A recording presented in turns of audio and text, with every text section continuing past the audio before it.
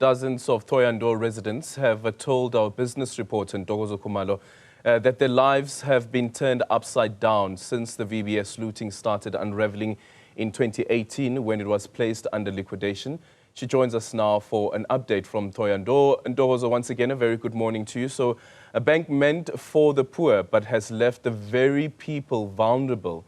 What are they telling you this morning?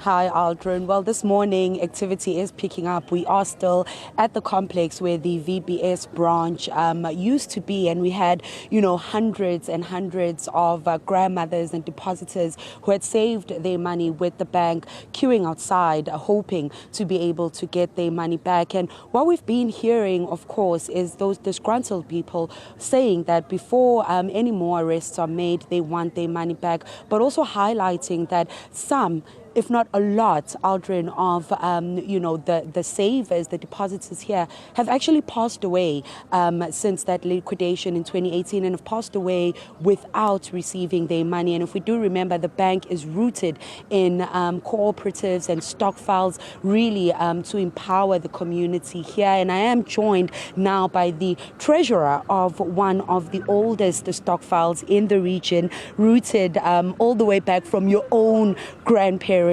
Talk us through your experience with the stock file you represent, how it was affected by the VBS looting. You were lucky enough to be able to get some money out. Thank you very much. The VBS accommodated us together with many people across Vembe and beyond.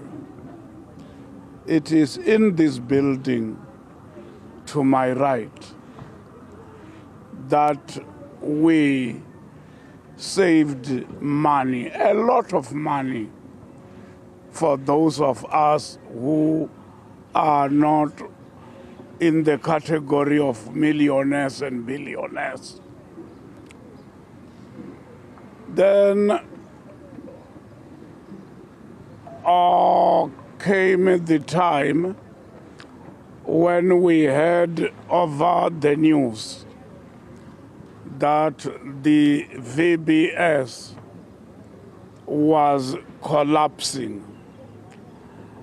As treasurer, I visited this building across here, and I found many people in the morning that had slept outside for fear of losing their place in the long queues.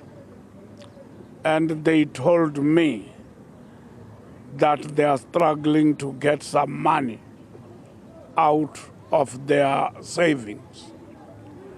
They were very frustrated. Some were crying real tears. I came the second day and found many more people that were struggling to get something out of their savings. I came the third day and talked to the workers in the Vendor Burial Society. It was very painful to listen to their many different stories. When we were faced with death in the Lipaupau Burial Society, we were told instead of getting our 8 or 10 or 11,000 per funeral, we would be allowed to get only 1,000 rand. I cried too. But thank God, because 3 months before the VBS collapsed, I had been going around other banks comparing the interests in their different categories of saving. And we moved close to 200,000 from the VBS to another bank. I won't go into the name of the other bank.